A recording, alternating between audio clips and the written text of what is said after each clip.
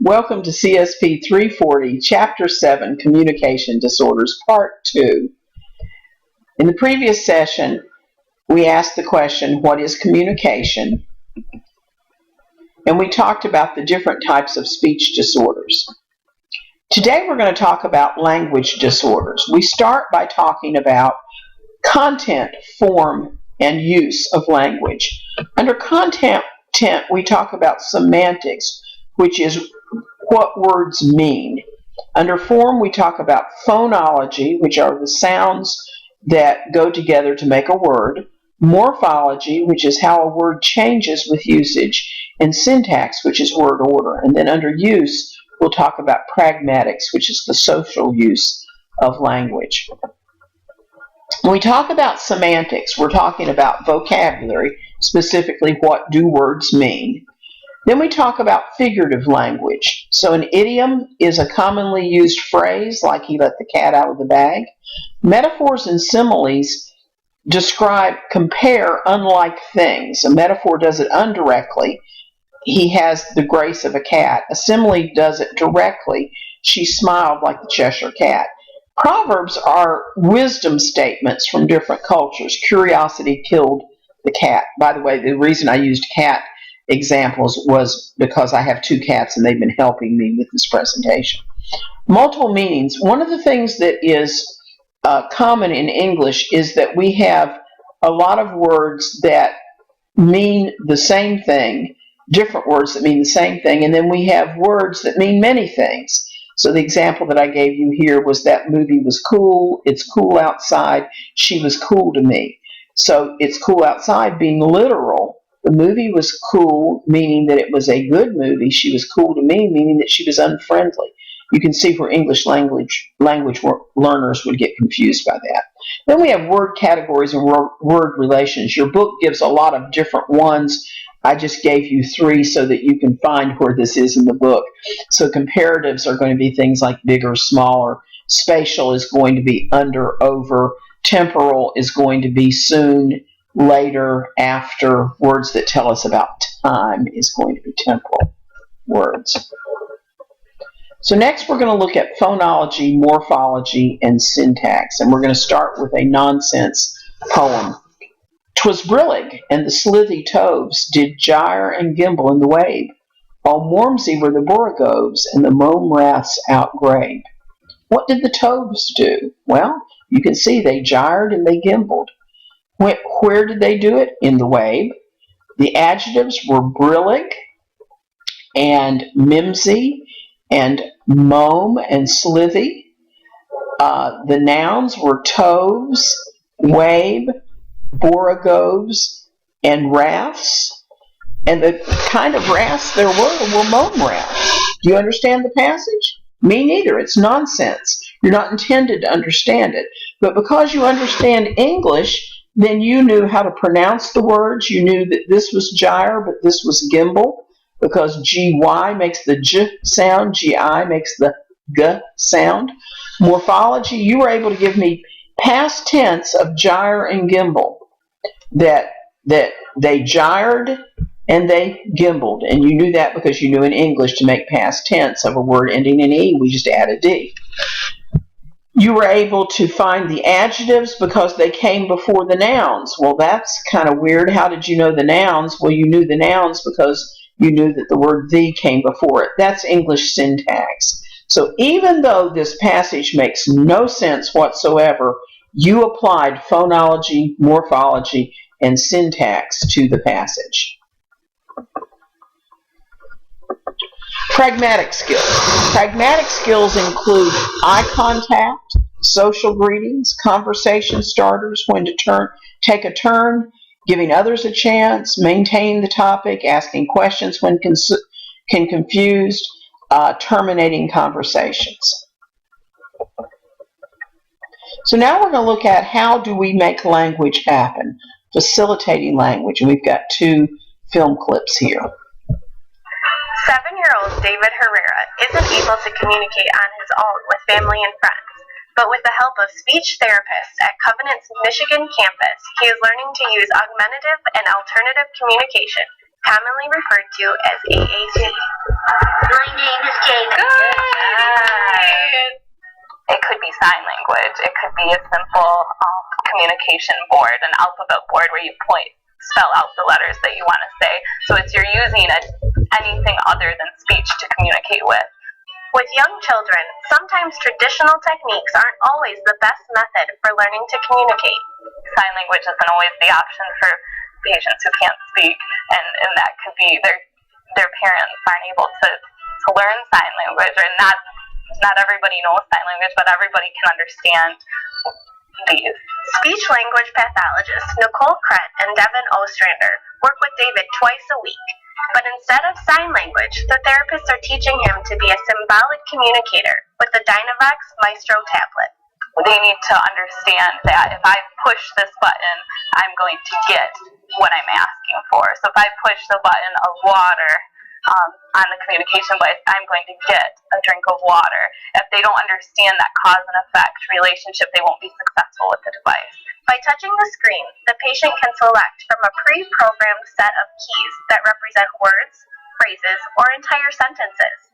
Those phrases and words are then converted into an audio message. Good job, David. Really, once kids make that connection, they're so happy. They finally are able to ask for the things they want. The tablet devices can be used with patients of any age or with varying abilities.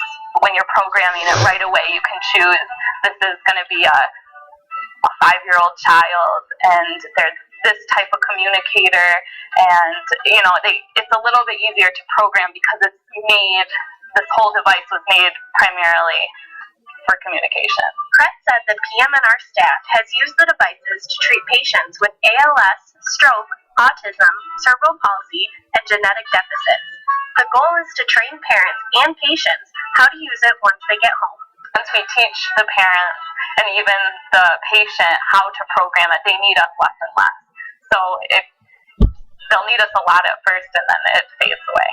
PM&R also uses an app for the iPad, and other options are available for Android, as well as the Nintendo DS. PM&R was able to obtain the equipment via donation from the Covenant Kids Fund. So what's David's verdict? The proof is in his smile. To put a device like this in front of a kid, they're all about it. They love it. It gives them a voice they didn't have. So I get very good reactions from patients. Hi, my name is Katie Heyer, and I've been an elementary school teacher for 9 years. Today I'm going to talk to you about some ways to help increase your students' language ability. One of the best ways to help them is to read to them. Read to them and talk about what they've read. Have them talk to you and you talk to them. Also, when you're doing something mundane like eating a bowl of cereal, read the box. What's on the box? Talk about it. Have them talk to you about it. When you're driving in the car, have them read the signs, talk about what they mean, and see if they can recognize them the next time you come up to them. Have them search for things outside the car windows and talk about them as they find them. Another great way to help your kids with their language ability is have them tell you a story. Write it down as they talk to you and then read it back to them. And then let them try to read it themselves. Kids love to read their own work. Another great thing to do is to teach them poems. Poems, nursery rhymes, songs, anything that has a repeated language is something that's really going to help their language improve. Also, when you show kids pictures, have them talk to you about what's in the picture. Have them describe what's going on. Again, my name is Katie Heyer, and we've been talking about ways to help your...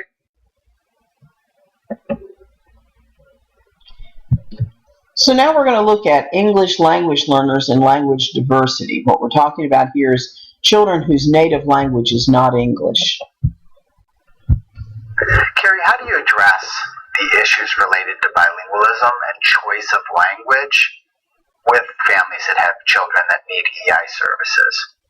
Unfortunately, I still have families that are concerned about the potential negative effects that they've heard about bilingualism and raising their child. Definitely, I want to educate them on, first of all, what we know about bilingually developing children, that their development may not look like the typical development of a monolingual child, but that doesn't mean that it's a delayed language development.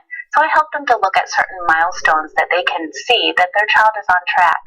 This might mean looking at receptive language as opposed to expressive language, looking at their play skills or their social interactions. Also talking about things like vocabulary development. We know that if we look at only one language in vocabulary development, it might seem a little depressed compared to their monolingual peers.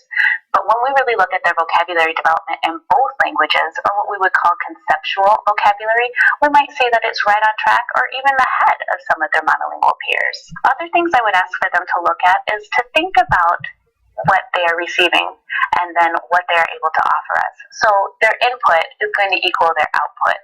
When I say this, I want them to think about where they spend their time and what kind of language they're receiving, and this is going to mirror what they're going to be able to see their child offering as language output.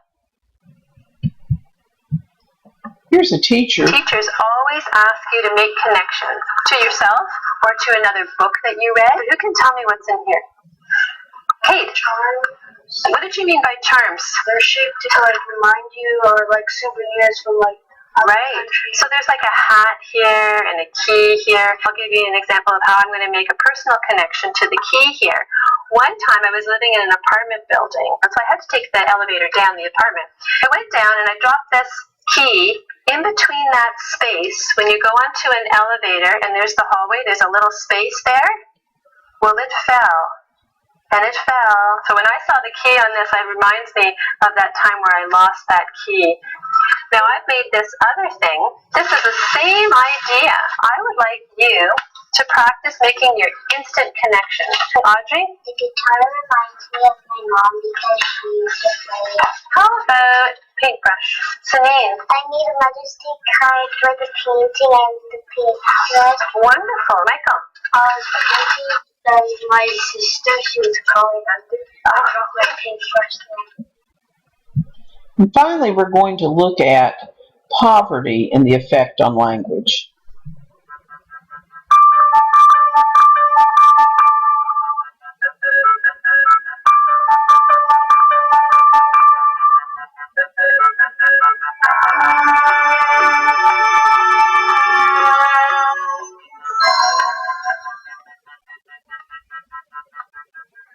Well, the purpose of Project Retold is to enhance the language development among children between the ages of 2 and 3 year olds.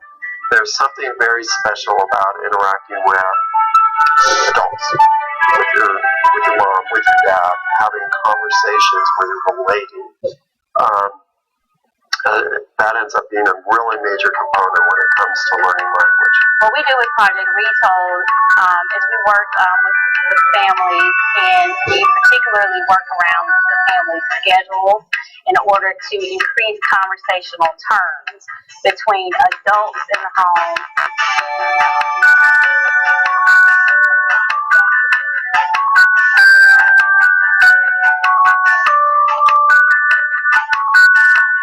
I have 3 boys and 2 girls. How I got involved with the program, my children actually attend White Park next door, and Portia came to one of the parent meetings and she introduced the program. In particular, this project requires families to wear a small device. This device is called a Lena. People would actually be able to use the device in their home to kind of keep track of how much they talk to their children. So the little Lena device, which I know that you've seen, is amazing technology. Actually good, and what for me, it actually gave me opportunity to communicate more with them, because I want them to be able to communicate with other little kids or just anybody in general normally. It helps get the parent to communicate more, to talk to them more, even if it's reading a book, looking at a computer, and just pointing stuff out, just to get them to interact with with my child more. And I mean, the Lena recorder, you don't pay attention that it's in, and it's taping all these words, and you're just doing your normal, daily activities. That really helps. It helps him progress to say more things. The program actually didn't interfere with anything in my home. I went on with my everyday daily life.